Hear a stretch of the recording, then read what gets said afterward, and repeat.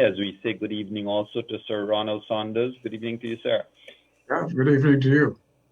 Ladies and gentlemen, all across the country, wherever you're joining us from, a wonderful, warm good evening to you all. Welcome to room 592, where we unleash the truth. Ladies and gentlemen, tonight we are privileged to have with us Sir Ronald Saunders. For those of you who would have joined that broadcast, our broadcast during that day when we are getting a feedback, Leonard. I'm hearing something there. 1 second, please. Let's try to see what happened. That's it. Sorry about that, ladies and gentlemen. My apologies, our apologies.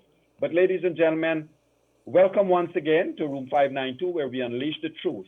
To those of you who would follow the presentations that were made at the last OAS session, it was an impassioned, for my phrase at this stage, an impassioned presentation, an impassioned, short but powerful speech that was delivered by no other than Sir Ron Saunders at the OAS session, reflecting not just his care for Guyana, but his care for democracy. And Sir Ronald, I will say to you, sir, that I was sitting at my home looking at your presentation and I felt your emotions, sir. I know you're a diplomat and you do not show emotions necessarily, but your words contained a lot of feeling, sir, not just for Guyana, but it was ingrained in the phrase you used, especially when you said to the world that democracy is being delayed, and democracy delayed is democracy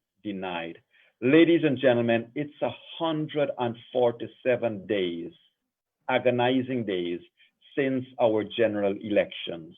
We don't know how long more, but one thing we do know for sure, because of the work of persons of the caliber of Sir Ronald Saunders, the world is on the side of democracy. The world continues to want and hope for the best to happen for Guyana and for the world. Democracy in Guyana will present itself as democracy for the rest of the world. And so, Sir Ronald, welcome once again, sir. And if you don't mind, may I ask you, for you to make such a speech at such an August session, sir, what would have been your mindset? What would have been going through Sir Ronald's mind at that time to make such an impassioned, powerful, impactful speech, sir? Well, there are a couple of factors. One of them is that we were talking to an audience of 34 ambassadors representing 34 countries, all of the independent states of Latin America and the Caribbean, the United States, and Canada. Now, the glue that holds people together is the sense that they have rights and they have freedoms, and that they should be able to express those rights and freedoms in many diverse ways. But one of them is to choose by a democratic method the government that it would like to run its affairs for whatever period of time the constitution of a country allows that government to function. And when the people have had elections and have decided that they wish to change or keep the regime in office, that is the people's wish. And as they say, the voice of the people is the voice of God. And what was important at that meeting was to have everybody understand that Guyana, the people of Guyana, are a democratic people, that they are freedom-loving, with every right to be freedom-loving, because they come out of a background of slavery and indentured labor, of exploitation, of various forms of oppression. But generations of Guyanese, through their trade union movements, through their political movements, have sought freedom for the people of Guyana so that they can express their will, not only in elections, but in other forms of democratic living. And it was important that the Permanent Council of the OAS understand that the people of Guyana are democratic. What in Guyana, as in other places in the world, there are sometimes incidents that occur that hold that passion, that important feeling about freedom, a hostage. And when that happens, it is the rights of the people that must be defended. And what you asked me was going through my mind at that time. It was that I felt that the rights of the people of Guyana had to be defended, had to be upheld, and that whatever efforts were being made to stifle the will of the people had to be brought to an end. And it was not something that I was saying in isolation. I think anybody who looked at that Organization of American States meeting would recognize that all of the speakers spoke to the same theme. And incidentally, it was not that there had been any collusion or discussion by the member states before that meeting occurred. That meeting, we are all existing in a period of COVID. COVID means that the Organization of American States has not been able to meet person to person physically since March the 20th. So all of the contact that has been made has been virtual. And at no time before that meeting did the member states have a discussion on Guyana. So what you heard on that day was the genuine expression by member states of how they felt about conditions in Guyana. Thank you, Sir Ron. And indeed, we found it a remarkable event in Guyana, our local viewers here, because not one country, not a single country at that session even hesitated to call for the will of the people to be respected in their own diplomatic languages. Everybody backed this. So Ron, you would have said recently in an article that there is likelihood that another session of the OAS may be happening anytime soon, on which Guyana may potentially be on the agenda again, sir. Your comments, please. Yes, I think undoubtedly Guyana will come back to the Permanent Council of the Organization of American States. It could come back sooner rather than later.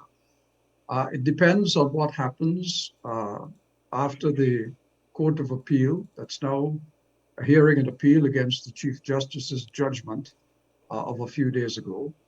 When that judgment comes down, if it is the finality of this process, if it is that the Caribbean Court of Justice's rulings are upheld, and that everybody understands that but there must be a declaration of the election, there must be a declaration of the result of the March 2nd elections, and that election result can only be based on the national recount, which was scrutinized by CARICOM, observed by the Organization of American States, and many other representatives of governments from the Organization of American States, and indeed local organizations too. And everybody agreed that that recount was a fair and accurate reflection of the votes that were cast and could be counted at that election. That is how the international community feels about this. And the international community has invested a great deal of time, high-powered effort, and money into ensuring that this process for Guyana is one that is free and fair, that respects the will of the people, and that brings Guyana firmly into the international community with an embrace for a country that respects democracy. That is what we all want to see. So if the Court of Appeal upholds the Caribbean Court of Justice position and the position of the Chief Justice, and the Elections Commission goes ahead and makes a declaration of the election based on that process, and the political parties and everybody else in Guyana accepts that that is the situation and proceed to swear in a government which reflects the will of the people. Then there may be a meeting of the Permanent Council simply to congratulate Guyana, to express its happiness for the people of Guyana that they have this matter behind them, to look forward to Guyana taking firm hold of the economic opportunities that now lie before it and making something of the country economically, and using that newfound economic strength to build its institutions of democracy so firmly for the future that there can be no repetition of this kind. Thank you, sir. And sir, you mentioned there, yes, if when the judgment is delivered, that GECOM proceeds, makes a declaration and the usual. What if the converse now, sir? Well, there will be a Permanent Council meeting again, a different kind of Permanent Council meeting. First of all, we would have to, we are pretty sure if they make a decision that goes against the Chief Justice's decision and the judgments of the Caribbean Court of Justice, we are pretty sure that they're going to appeal that case as well. But who are they appealing it to? They're appealing it to the Caribbean Court of Justice and asking the court to make a ruling against itself. Yeah. Well, that is most unlikely to happen. And I think everybody knows that. So unless it is a filibustering tactic, unless it is a tactic simply to delay, then it really is rather pointless exercise. Mm-hmm. But it may very well be that there will be those who will be disposed to taking this thing as far as they can and testing the patience of the international community, and indeed testing the remarkable forbearance of the Guyanese people who have remained peaceful and calm throughout this entire process. The one could understand there must be a great sense of frustration and irritation in the community, and people wanting to go out and protest this, and to say, this is wrong, and we must bring it to an end. The fact that the Guyanese people have been so restrained is a remarkable tribute to the people of Guyana of all races, of all religions, of all kinds, who have sat back and said, fine, we will see this process go through, because at the end of the day, we want a government that is democratically elected, that we can hold accountable for what they do for the next 5 years. So if the converse happens, as you say, and they take the thing back to the Caribbean Court of Justice, we will have to wait for the Caribbean Court of Justice to make a determination. I was very relieved to see that even though the court is going on its summer vacation, arrangements have been made that this case, should it be appealed to them, that it will be heard again. And I suspect that it will be dispatched fairly quickly. And if the Caribbean Court of Justice once again, in this case, which has been tried 3 times now, says that its position remains the same, at that point, we expect what I said to happen would happen. And if that does not happen, well, then the Permanent Council will meet and take a very strong position on any government, anybody who is in authority in Guyana that refuses to accept the judgments of the court on so many occasions, right, and to continue to frustrate the democratic process. Thank you, sir. And sir, I want to come back a little bit to the last session of the OAS. Listeners and viewers across the country, we are aware that the day following the OAS session, there are a number of state media outlets that would have been used to peddle the information that Venezuela was not a part of the OAS, that Venezuela had given notice that it was coming out of the OAS. Your comments, sir, because I went on the OAS website and checked, and I saw that Venezuela was, and in fact, I think in 2019, this current ambassador was reappointed to the position. But your correction or comment, sir? Well, Venezuela is still listed as a member of the organization. It's a technical position, and it's important that you understand this. The man who spoke before Venezuela is the representative of Juan Guaido. Juan Guaido is the head of the National Assembly in Venezuela, and he is regarded by the majority of member states of the organization, the United States, though not all of them, as the legitimate government of Venezuela. They regard Nicolas Maduro's regime as being a regime that has installed itself illegally, that has not held free and fair elections, that keeps putting off elections so that the people of Venezuela cannot speak to this issue. Now, the truth is that it's a technical argument as to who recognizes Maduro and who recognizes Guaido. But in the case of the Organization of American States, the majority of countries do recognize Guaido and recognize Gustavo Tarre, who spoke at the US meeting as his representative and therefore the representative of Venezuela. So, but Gustavo Tarre does not represent Maduro or the government that is in office in Venezuela. So that's an important point to recognize. Right. He was speaking for Juan Guaido, for the National Assembly, for that faction of the Venezuelan people who enjoy the support of countries, the majority of countries in the US, including the United States, Canada, Brazil, the Lima Group, and others. So I just wanted to make that the point of that technical position, but to the extent that Juan Guaido is recognized as the head of the legitimate government of Venezuela, then yes, Venezuela was at that meeting and spoke. Great. Leonard? Yes, good evening, sir. How you doing? I saw the last time that you were, of course, grieving with the rest of the region with the passing of Mr. Owen Arthur. And of course, again, we express our condolences. I want to ask you, sir, if you may jump right into things.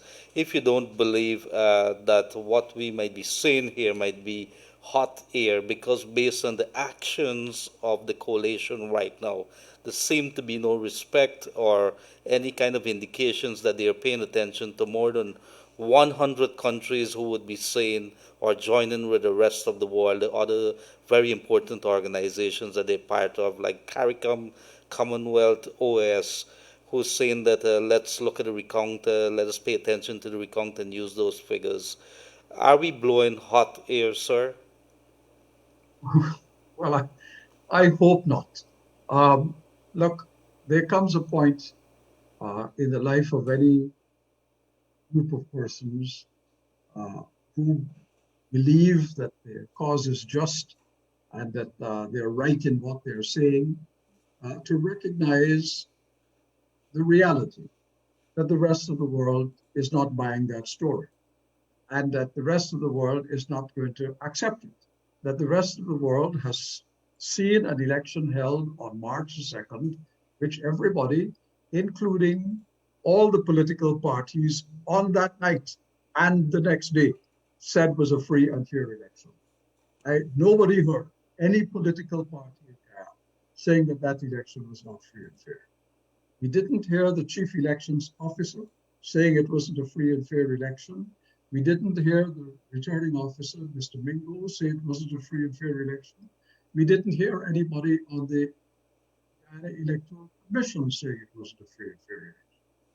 The idea that it wasn't a free and fair election seemed to have arisen only after Mr. Mingo produced figures for Region 4, which startled people who were observing it, and therefore led to the recount that we saw CARICOM come and scrutinize over 33 very difficult days. So the rest of the world is convinced that Guyana did have a free and fair election on March 2nd. The Guyanese people went out and expressed their will peacefully. Indians and people of Indian and African descent next to each other, casting their votes, then going about their business. And everybody then sat back waiting for the election result, expecting it to come the next day, the government to be announced, and for them to carry on with their lives. At all times, holding whichever party had been elected to account for its stewardship of the country. That did not happen. So we know everything that has happened since then, including the national recount. And we know that that recount was scrutinized very carefully. And that CARICOM team that went to Guyana was a very, very experienced team of people. Now, I can speak for John Jarvis, who came from Antigua and Barbuda. I can speak for Jarvis because I've known him for a long time. Jarvis has been an electoral officer in very, very difficult circumstances. But he's a fair-minded man who cannot be browbeaten by anybody. And we have never had in Antigua, I have to say, any situation in which the Electoral Commission had been accused of any kind of skullduggery. And people hold to the principle of democracy and the rule of law very firmly in these countries, which I notice my good friend Raphael Trotman said were sparsely populated places and therefore unable to advise on elections. That was a very curious statement because the truth of the matter is the most sparsely populated country, CARICOM, is Guyana. The most densely populated country is Barbados. And then you have Antigua coming at about third in that list of densely populated places. And running free and fair elections has been it's a characterization of the countries of the Eastern Caribbean. So they've had long experience of free and fair elections. What they've not had experience of is rigged elections.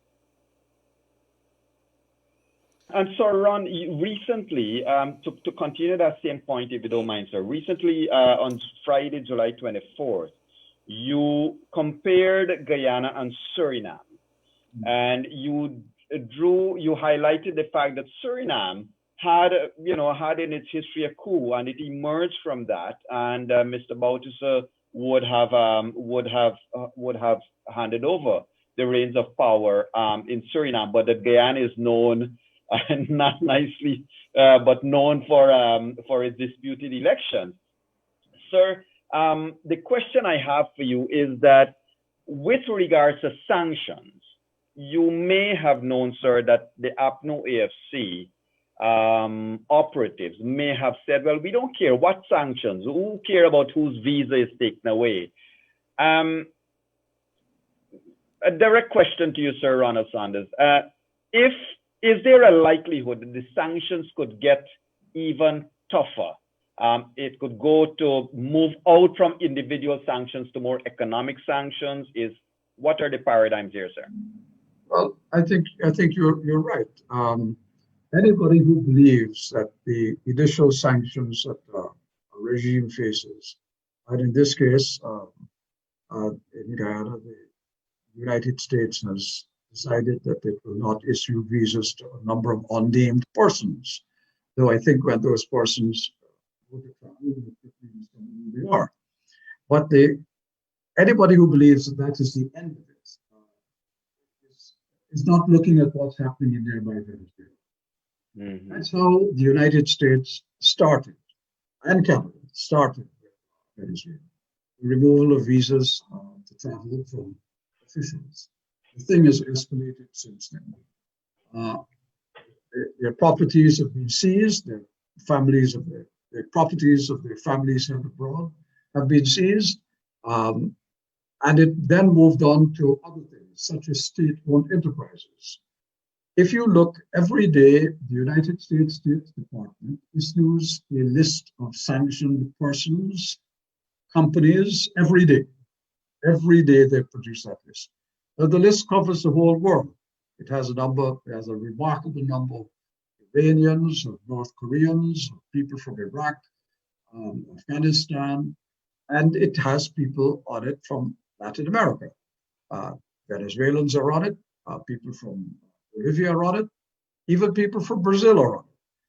But it's not just persons, it's not just natural persons, it's corporate persons too.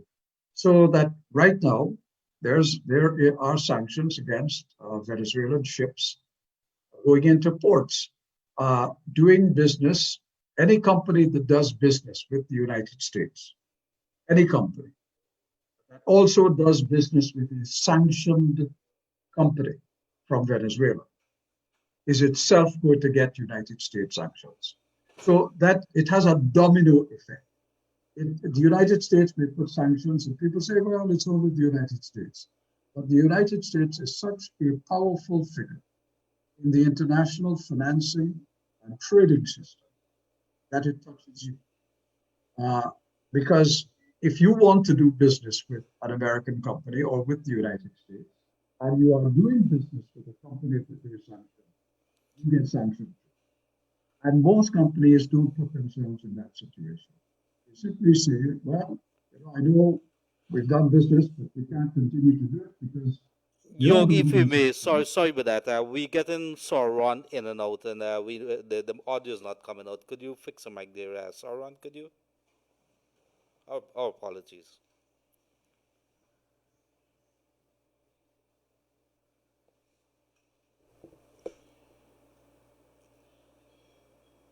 Sorry, you hearing us?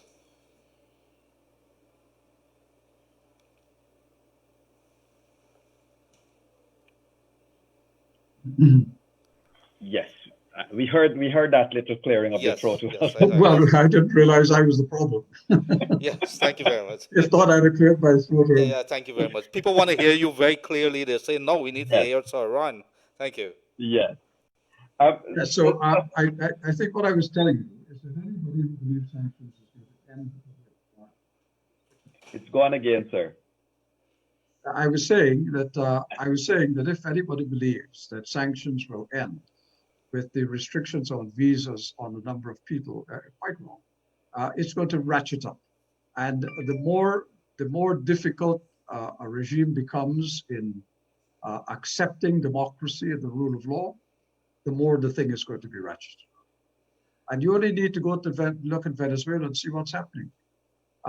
Eventually, it will be tough. It could lead to the fact that you may not be able to have financial transactions. Because if banks decide that they're not going to deal, United States banks, that is, are not going to deal with sanctioned institutions in Guyana, those institutions can't do business with those banks or through those banks. And the banks in Guyana themselves are going to have to take that on board, because if they start doing business with a sanctioned company, then they are open to sanctions from the United States. And those sanctions could include cutting off correspondent banking relations so that they cannot do a single transaction. And if they can't do transactions through the United States, they're going to be very hard pressed to find correspondent banking relations to settle their bills internationally. And believe me that if the United States starts that, it's not going to be too long before the European Union kicks in as well.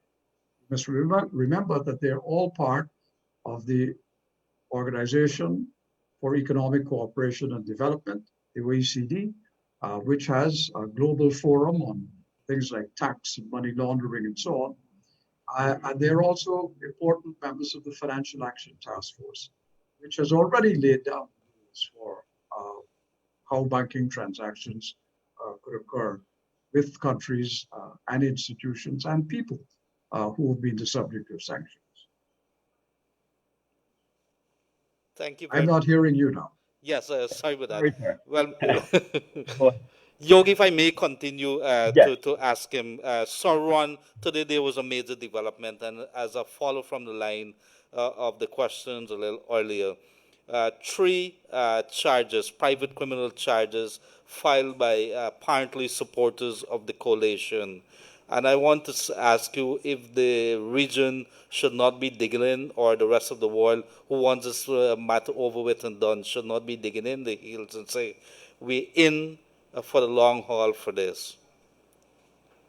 Well, I think the region has indicated that they are Guyana is a part of CARICOM.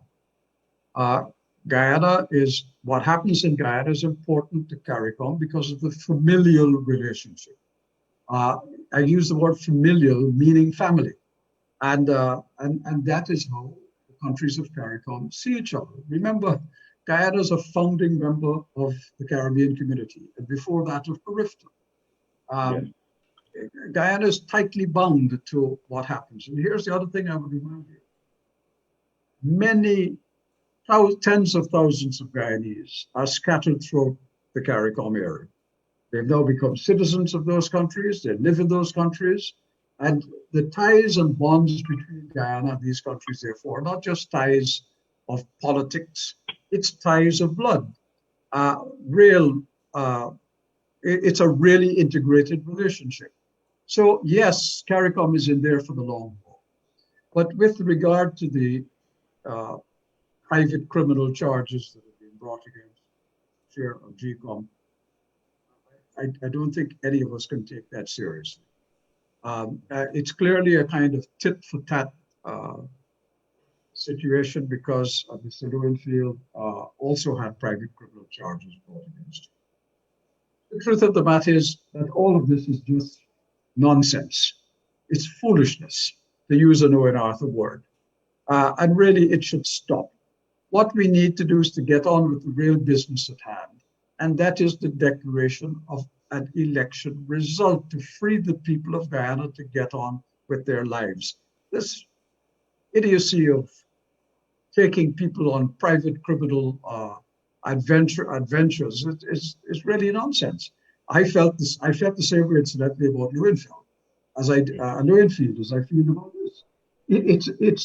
It's a pappy show. It's a side act. It's not the main event. And why would anyone want to spend time on this except to inflame feelings? And this tit for tat reaction is not conducive progress for anybody. It continues to inflame a situation unnecessarily, and really it should be brought to an end. Right.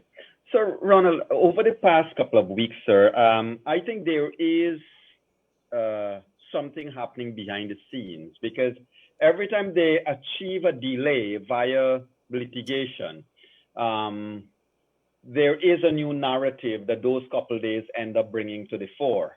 And the last set of litigations that would have happened, you see the narrative come out with a call for negotiation, a call for discussion.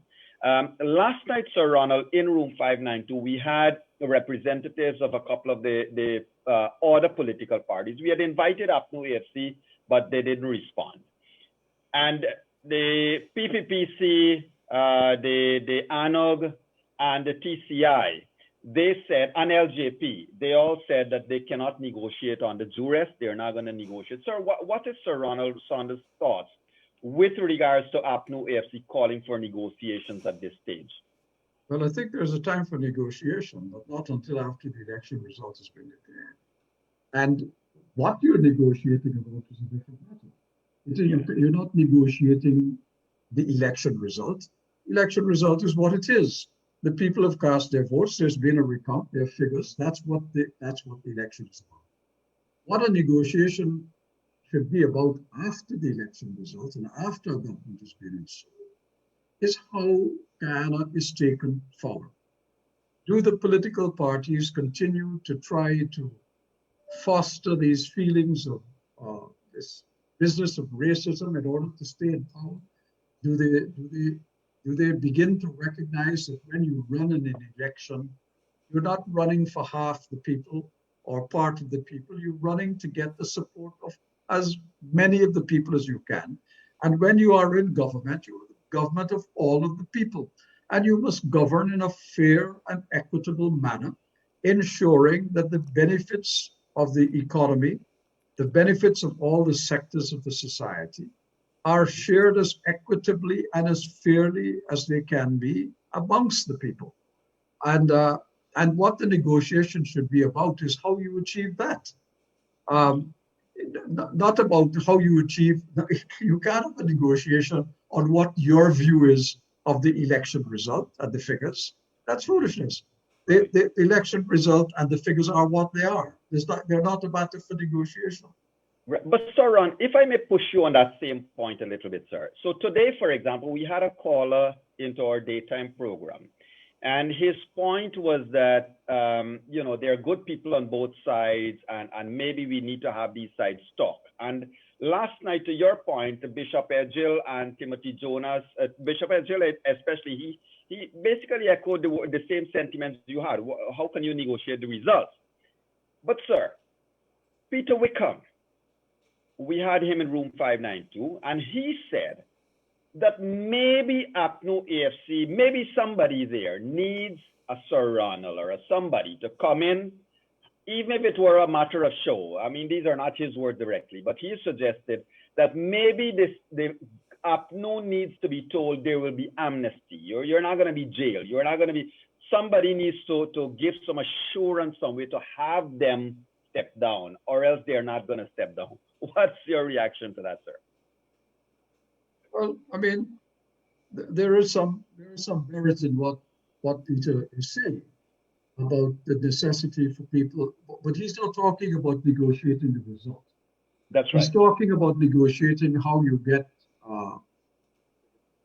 people who are now in charge of the country concede that they've lost the election. Look, I led a negotiating team in 2016 to Haiti in very difficult circumstances, very different from what is happening in Guyana now, far more exposing. President of Haiti, Michel Martelly's term had come to an end.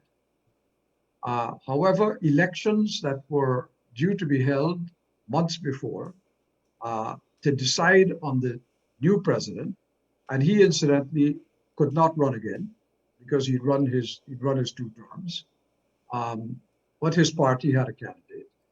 But those elections ended up in disruption because of violence and various things. The election commission resigned. All sorts of things happened. So there had been no election, but his term of office had come to an end constitutionally. And there was a cabal around him who did not want him to vacate office, even though his term had ended.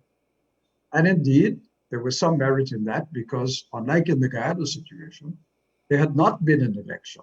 So there was no automatic group that you could look at to say, well, these are the people who were elected and therefore should form the government. I spent 14 days in that country, morning, noon, and night, working between the Senate, which was still an elected body, the Parliament, which had elected representatives, and the executive, being Mr. Martelly's government, to try to get them to come to an understanding that Mr. Martelly would demit office at midnight on the night his term came to an end, and that on the next day, he himself would anoint as an interim president somebody elected by the Parliament. Because remember, the Parliament was still in session. There's a different kind of situation in Haiti. Parliament could have continued elections with presidents.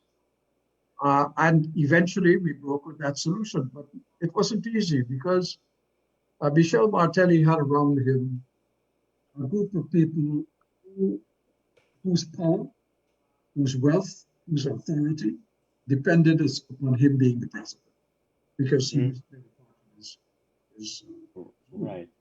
So the last thing they wanted was for Michel Martelly to leave, because if he left, then they're gone too. And I spent a long time, as I said, negotiating between him and the people who addressing like Prevail, who became president for about 18 months after that. But part of what we agreed was that there ought to be no recrimination. We shouldn't be a witch hunt after the elections were over. There shouldn't be a going after people to lock them up or to make their lives a misery. Obviously, where there was wrongdoing and wrongdoing was obvious, then those things have to be addressed in the normal course of the law. But the government itself was not going to initiate that kind of action. And Yeah. when we had that understanding with Mr. Martelli, and he left that we signed an agreement. They signed it, he signed it. I was its witness, and I announced it to the Haitian people and to the world that that agreement had been made. Now, you know, it depends again also on the will of people to see the bigger picture. What possible benefit could there be to hold on to office, to exercise power in Guyana, in a situation where the majority of the people don't want you to be exercising that power, and therefore where your ability to govern will become extremely difficult and more difficult every day. But beyond that, you have an international community that is not cooperating with you. You will wake up every morning trying to figure out how the hell you're going to get through this day. And it's not going to be easy. And every day the problems are going to mount and mount and mount. And you know, you don't have a parliament, you can't pass a budget. Can't pass a budget, you can't allocate money to ministry. You can call yourself Minister of Foreign Affairs, Attorney General, God himself. If you don't have a parliamentary approval of that cabinet, of that spending, then that spending is illegal. And that's not a good thing to do, because eventually it will catch up with you. Don't believe that you, unless the plan is to run the country forever in those circumstances, in which case there will not be much of a country left. You will be ruling because you want to be the captain of the ship, will be a captain of a ship that is slowly sinking. You will be the last person on the deck, but the ship will be gone. That's what you want. Then that's what, unfortunately, you get. But the people who will suffer in that circumstance, you eventually, all the people of Guyana before that.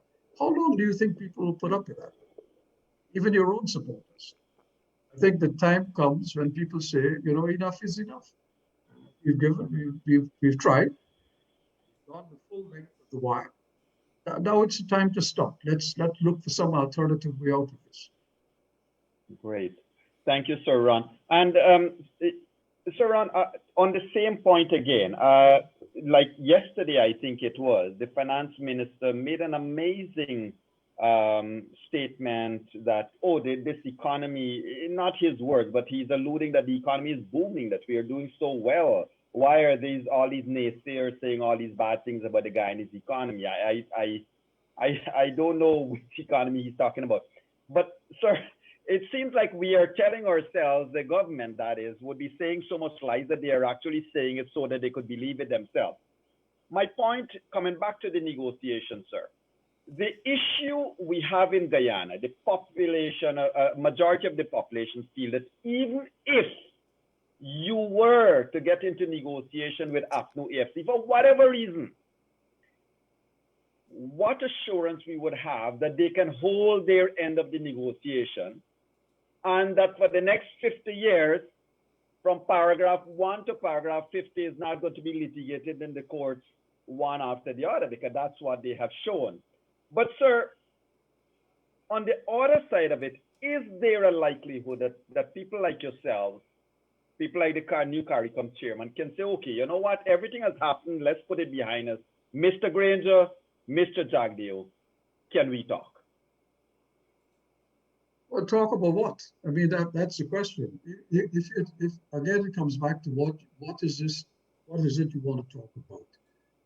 There is a necessity for all the parties in Guyana, but it can't be about the election result. You can't negotiate what people have voted for. And the fact, and if you are saying that there was irregularities and 115,000 people voted that shouldn't have voted, that's a matter for an election petition at the court. And you go there and prove it. And if you are so sure of that case, then you should not fear going that route. Correct. Because if you can produce the evidence that is so overwhelmingly convincing in your own mind that these elections are stolen, you can prove it.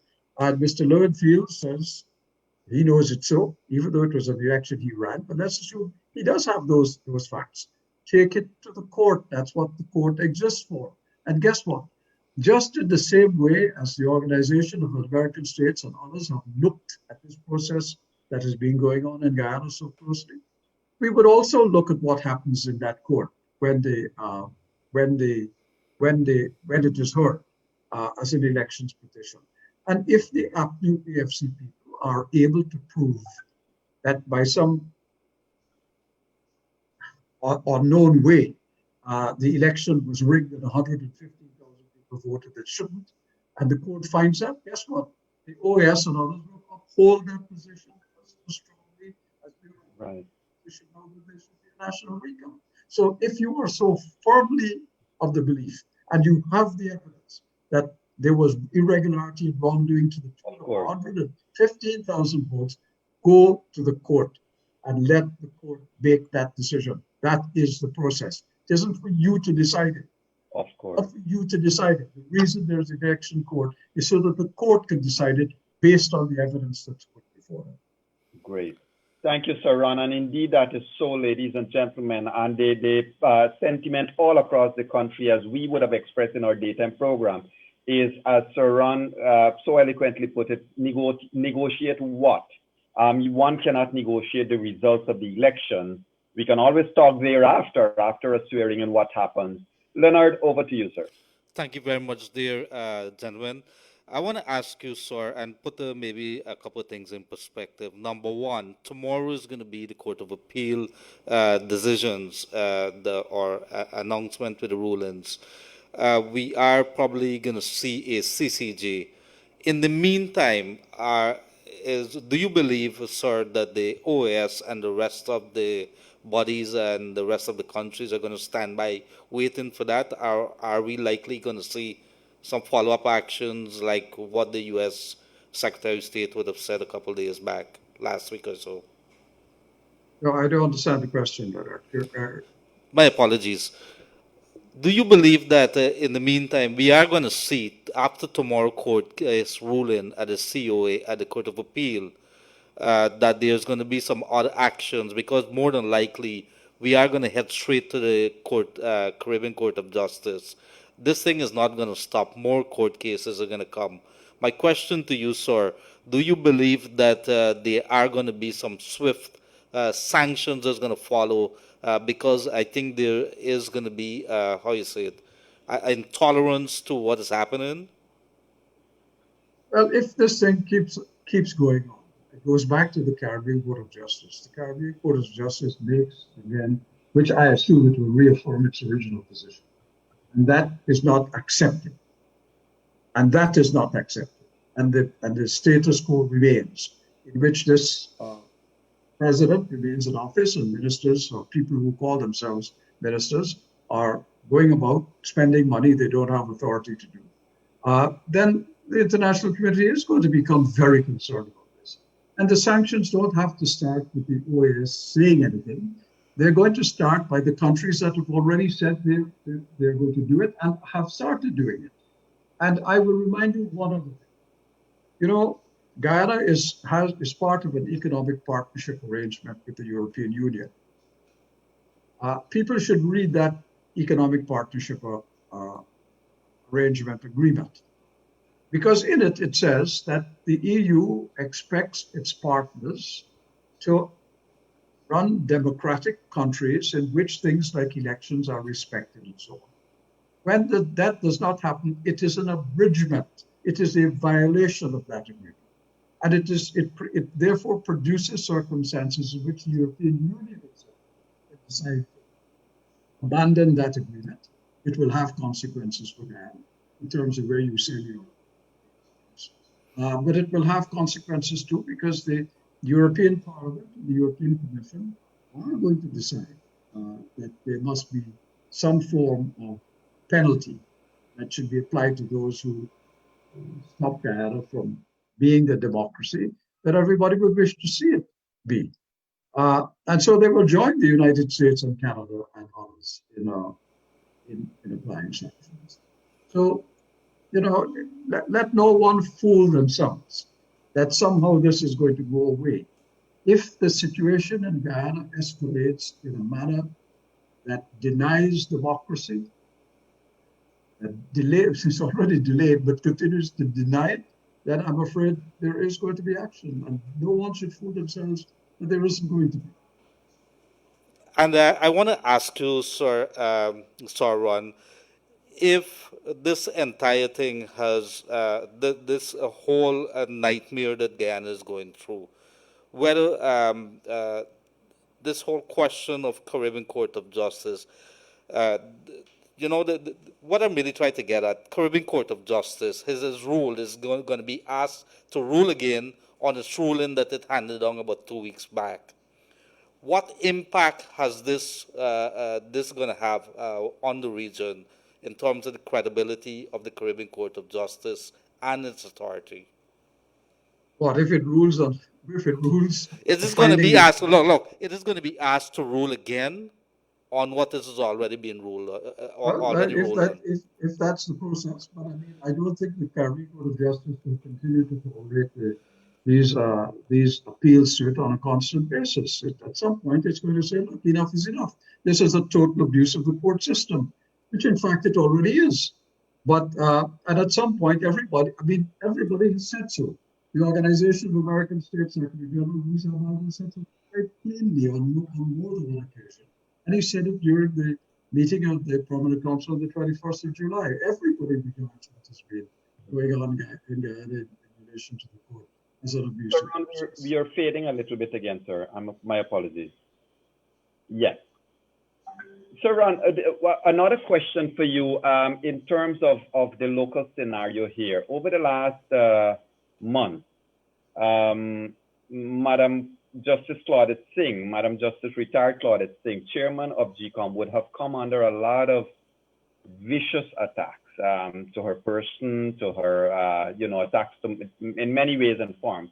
And it is believed that the three cases that are filed are also, at some stage the cases become a bit of a harassment as well. We noted that the U.S. ambassador and other ambassadors, in their speech about sanctions, they spoke well of the chairperson of GECOM. What are your thoughts, or what would you say to the Guyanese people, sir, in terms of the attacks on this good lady? Well, this is what I would say. I remember early in the process when it was felt that she was taking a firm position on behalf of what they consider to be ABCE. Those supporters praised her. If she was being attacked by anybody, it was by people who didn't think that she was going to be supportive of them. And now, because there is some idea that she is not going to be supportive of the ABCE, she has become an enemy. So opinions have changed with people's own political desires, their own ambitions, their own wants. And the truth is, the lady has probably been acting in a Solomon-like way from the very beginning. She knows that she had to make a declaration based on a credible result. National recount was conducted, a credible result was produced. Supervisors of each of those of that recounting process signed off on a piece of paper saying that we did the recount and this was right. Those supervisors all submitted their findings to the chief elections officer, which really should have been the basis for his report to GECOM. And had he done so, this situation would have been over with a long time ago. Yeah. But my own belief is that Claudette Singh has been under an enormous amount of pressure. I have to say that if she were a member of my family, I would want to comfort her every single day, because it must be terrible to be put in that position and to have the most awful things said about you when what she's doing is her job. And you must remember, this lady was a judge. She's had to deal with difficult cases. She's had to weigh evidence on one side or the other in coming to a decision. She's accustomed to this, but she knows that she cannot make a judgment that is not based on fact.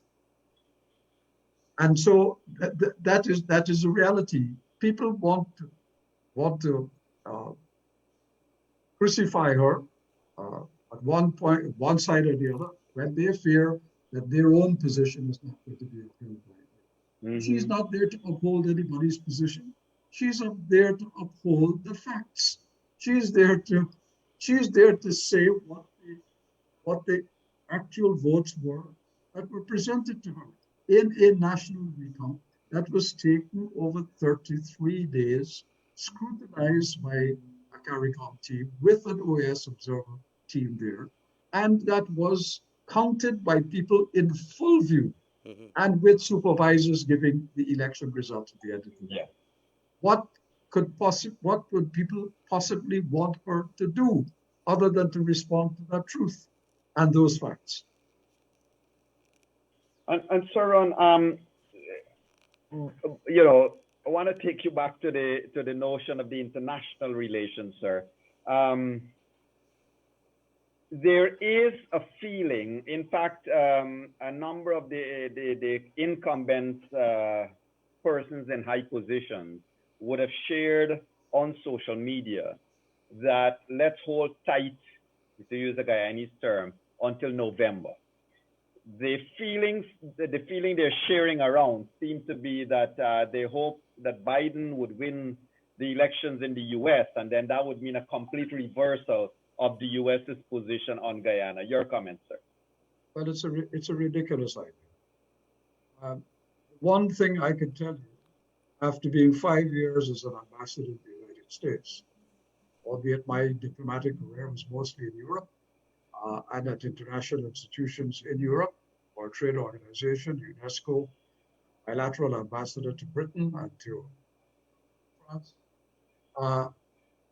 But if it is one thing I've learned in 5 years I've been ambassador in the United States, it is that on foreign policy matters, particularly on matters of democracy, human rights, and civil rights, there's very little difference between the United States Republican Party and the United States Democratic Party. In fact, some of the things I've seen written about the situation in Guyana and other parts of Latin America, including Venezuela, the Democrats have taken a far more strident position on these matters than the Republicans have. So you must recall that, Bush came out of office, and this is Bush II, and Obama came into office. I defy people to tell me, with the one exception of Cuba, which it took Obama to do in his second term, what was the difference in the policy between those two? It wasn't much. And if you ask me what was the difference in policy toward the Caribbean, I'd say we did better under Bush than we did under Obama. And typically, we've done better in trade and economic terms.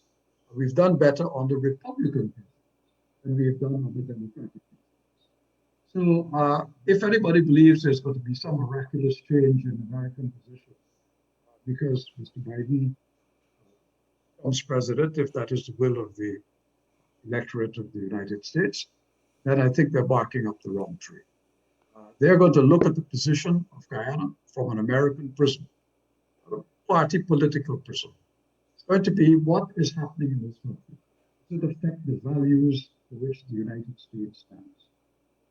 Is it affecting democracy? Is it affecting rule of law?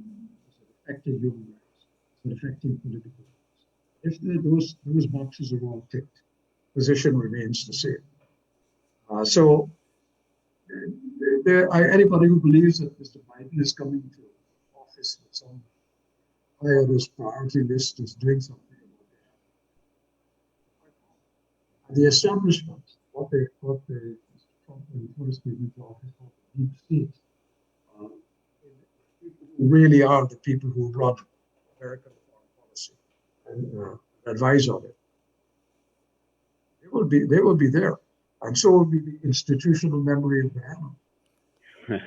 I think in a lot of ways they would have seen what transpired, with the what's the country's name and the way that the foreign affairs would have been handled in Europe and Russia and stuff like that. and maybe they're thinking that Guyana would fall into thing. So, Ron, on the same international matter, sir. Are you thinking of the Ukraine? Yes, Ukraine. Thank you, sir. Yes. So, Ron, on the same international front, sir, the APNO AFC, they have said that notwithstanding over 100 countries in the world not supporting them, there is a belief that China, maybe Cuba, maybe Russia, the same Russia that they attacked for wanting to rig these elections, a manual election, manual process. There is a talk going on that these three countries seem to be backing them. What would be your response to that, sir? The three countries being Russia, China, and Cuba. Well, you know, I'd say this about Cuba. The Cuban government has fraternal relations with all Caribbean countries. And I think the Cuban government would tell you that they work with the government in office, which is a typical thing that they do. They don't care who it is in office. They're not going to give anybody any special treatment. But even if that were to be so, let's take Cuba, for instance. You ask Sauron, could you please fix your mic, please? Bring it a little closer. Thank you. Could I do what? Your mic, it's going in and out. When you're erect like this, Sauron, it comes over much louder. Okay, all right. Yeah. So, no, I'm saying I doubt very much that Cuba will take sides in this matter. In any event, the Cuban Communist Party has had fraternal relations with the People's Progressive Party in Guyana in the pre-Castro days, and throughout that entire period of the Castro brothers, and now with this one. They've had similar relations with the People's National Congress, which is the main party of the APNO AFC. I mean, I know because I was there when much of those relations developed under President Burnham. So Cuba is not going to interfere in the relations of Guyana, in the matters in Guyana. It's going to step back from it. But it is going to want to, like the rest of us in the region, see this position of Guyana resolved. Cuba too wants to see Guyana move on. It's not in Cuba's interest for this instability and volatility to be happening in a neighboring state. That is the worry of all of us. We want Guyana to be stable. We want Guyana to move on. We want Guyana to become rich. We want Guyana to have a lot of money. Because the more money you have, the better able you will be to reach out to your colleagues in the Caribbean and be helpful to them. So we wish you well, and we wish you all the riches in the world, not because we want your money, incidentally, but because we believe that there will be opportunities for investment and cooperation between our countries to the mutual benefit of everybody. Remember, that is what Maduro did, not Maduro, Chavez did with PetroCaribe. He ensured that at the time of crisis, particularly after 2008, when it was a world economic recession, oil prices were at $150 a barrel. He arranged PetroCaribe, which gave Caribbean countries an opportunity to live, to survive, because they got oil, not that they got it at a cheaper price, but they got it in a manner in which part of the price was a loan and part of it had to be paid for. And the loan was a long-term loan over a long period of time at very low interest rates. So it was almost a grant. But the point is that helped the Caribbean, something people remember. So the fact that Venezuela stopped being that country because of sanctions, because of Maduro holding on to power, because of the Americans and Canadians and others going after it, was not helpful to us. And Guyana wouldn't be helpful to us if it were in that position. So everybody wants Guyana to do well. Not from, and people say, because you want our oil money. No, we don't want your oil money. The Trinidadians used to say that as well. I tell people this story all the time. I'll never forget it.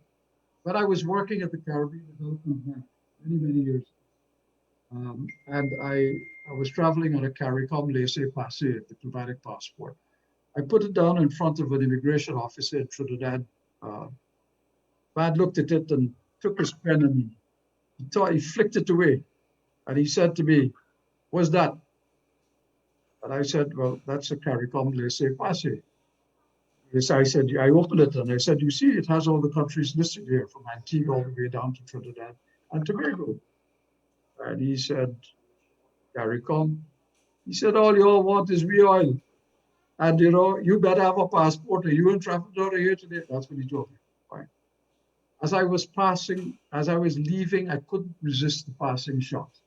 I said this: "You have oil, and you say that oil don't spoil. But I hope one day you could eat that oil, because it might be all you have." And you know what? I lived to see that happen.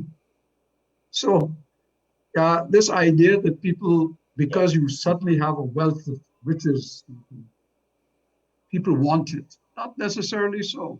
But in your own mind, if you live in a neighborhood, you don't, and you have anything, you want to make sure you look after the people who don't. Because if you are not doing that, you're creating the potential for other things to happen, which would not be so good.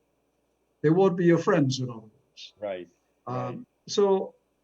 But that's down the road. All that I'm saying, the only point I'm making here is to say we have a deep and lasting, abiding interest in the well-being of Guyana, as much as for Guyana's sake as for the rest of the region. Correct. And so, Ronald, in terms of human rights and the UN and CARICOM as well as OAS, Guyana is reaching a stage, sir, where at least those of us here, we believe that a lot of very, very bad things are happening in many of the areas across the country. There is abject poverty. Because of COVID-19, families have not been at work for many months. People are really punishing. There are many groups, civilian groups like ourselves, who have been going around communities, sharing out hampers as much as we can afford, with a lot of donations from brothers and sisters overseas. So, sir, the question I want to put to you is what would be the wider world view of a humanitarian crisis developing in Guyana as these elections are more and more protracted and delayed, sir? Well, it is a concern. And the Secretary General of the OAS alluded to it in his statement on the 21st of July at that permanent groups meeting, when he said the country needs a government that is managing this crisis. And you are in a crisis. The COVID-19 thing is killing people, and your figures are high. And you do need for it to be managed better.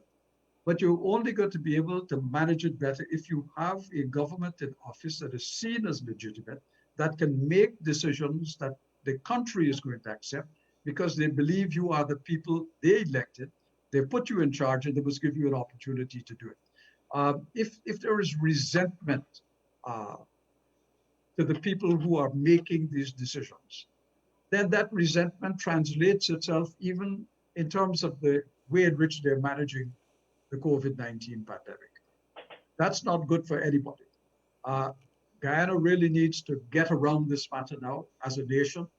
It has to, a cohesive, coherent plan, comprehensive plan for dealing with COVID-19 has to be articulated. It has to have buy-in from civil society, from the Chamber of Commerce, from the trade unions, from all the political parties, because this is a matter of life or death. Right. One thing is for sure, elections won't kill you, but COVID will. Yes. So the thing to be doing is to prepare yourself to avoid the spread of COVID as best you can. And you're not going to be able to do it unless you are a government in charge, a government that is respected by the people, a government that commands the support of the country on the basis that they believe you won the election, therefore you must be given the opportunity to run the country for 5 years. Mm-hmm. And Sir, I hate to put this question to you, but it is in a lot of persons' minds, and we have been receiving some inbox messages. People are looking at the worst case scenario because we have not had much to look forward to for over 140 days. The worst case scenario is that the the government will stay in power regardless of what GECOM declares. For example, Hamilton Green, even though he excused his statement by saying lapsus linguae, he said, David, throw away the Constitution and the law. And you're seeing on social media a lot of the supporters of APNO AFC saying, declare a state of emergency, call a national assembly, bring together people and run the country. Sir, if that were to happen, as a worst case scenario, what are we looking at? Is there any possible UN intervention? What else can we look at that can bring some bit of mental relief to people? Well, let me first of all say that if something like that were to happen, it would in effect be a coup d'etat. Yeah. Because you would be seizing the government. That's what you're doing. And parlaying the governmental process in the way that it's going now, for delays and excuses and so on, is one thing. People will tolerate that until the wire runs out. And the string here is as long as it takes to get back to the Caribbean Court of Justice and for them to make a decision. After that, the string is run out. Any actions that are taken after that that are not in keeping with the decision of the Caribbean Court of Justice and the national recount is a coup d'etat. And a coup d'etat is treated very differently in the world community than this one. It will then become a United Nations Security Council matter. That's where the situation is going to end up. Now, why would we want to put Guyana through all of this pain? Why would we want to keep the people of Guyana in limbo all this time? Why would we like COVID to continue to take the lives of Guyanese on a daily basis, and we're not able to deal with it in the comprehensive and coherent manner that it needs to be? Why do we want to have people walking down the street, looking over their shoulder, fearful of one another? What is the benefit of any of that? Right. To do what? Just to keep a handful of people calling themselves ministers? It can't be worth it to anyone. And at some point, the very people who are blindly supporting them, people who are being urged to go out and do things on their behalf, are going to ask themselves, well, how much longer? And for what? And what am I getting out? What am I getting out of this? And if the answer to that is, well, you're keeping us here, that isn't going to be enough. People have bellies to feed. They have children to look after. They have medicines to buy. They have rent to pay. They have electricity bills that come in regardless of whether they support you or not. Mm-hmm. So these things have to be addressed. Those are the fundamentals of what a society is run on. And eventually, if these things are not addressed, there is going to be widespread dissatisfaction. Who would want to run anything in those circumstances? Right. To be what? To have ashes just simply so that you could say you are the king? Mm-hmm. Over ruins? That makes no sense. At least makes no sense to my mind. It may make sense to others, but not to me. Leonard? Yes. So, Ron, how much of a dilemma is CARICOM in knowing that it has that quarters in Guyana, and Guyana is a founding member if Guyana turns or it continues on the same path? Well, it is a huge problem. I mean, you think about it. It's not just that Guyana is a founding member, though it is a fact Guyana is a founding member. All of those who say, we can do without CARICOM and all of that. Well, Guyana sells products to CARICOM. We are an export market for Guyana's goods. So when we buy goods from Guyana, we employ people. Those people work for factories and agriculture and rice and all of that we pay. When we stop buying it, those people don't have jobs. Government doesn't have revenue that comes from that source. And oil will benefit the oil industry eventually, if in fact you manage to get the money from the oil, that is, because that's another matter as to whether or not sanctions will stop you getting that money. But what about the rest of the economy? That has to continue to work on the same markets it's had before. You still have to sell to CARICOM. You still have to do things with CARICOM. You belong to a multiplicity of organizations in which you are involved with CARICOM? How do you replace those institutions on which you now depend? For research and development in agriculture, for instance, for climate change research, all of those things to which you belong, to the Caribbean Development Bank, from which Guyana goes for loans and grants. You cut yourself off of all of those things if you say you have no interest in CARICOM. No, if a political factionalism in Guyana cannot dictate Guyana's relationship with the rest of the region, no more than the rest of the region can allow political factionalism to determine its relations with CARICOM. That can't happen. Yog? Sorry about that. Thank you, Sir Ronald. And Sir Ronald, in terms of the people of Guyana, yourself included among all the other countries that spoke at the OAS session, you would have acknowledged that the people of Guyana would have, been tolerant, would have been, keeping themselves in check. Sir, what, as a, pacifying message, what gentlemanly advice would you tell the Guyanese people at this time as we continue to bear the strain here, sir? Well, the truth is, we all hope that Guyana will remain calm, the people will remain disciplined, that there will not be any violence on either side. But and that must be what they must continue to do. They must never feel abandoned, because they're not abandoned. The international community is there and is watching everything that happens. I am sorry that indeed there can't be a discussion with people in APNU who are and AFC who are now calling the shots. Understand, I understand that some of them really do believe that they were robbed of an election.